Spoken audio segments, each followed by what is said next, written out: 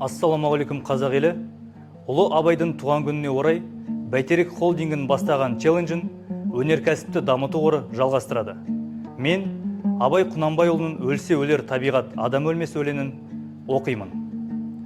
Өлсе өлер, табиғат, адам өлмес.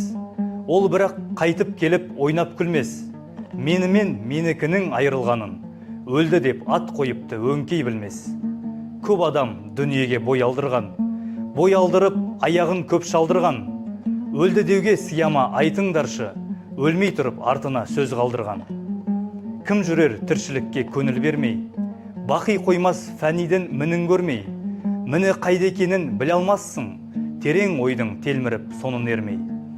Дүниедегі дос ақыретке бірдей болмас, екеуі тап бірдей боп орны қалмас.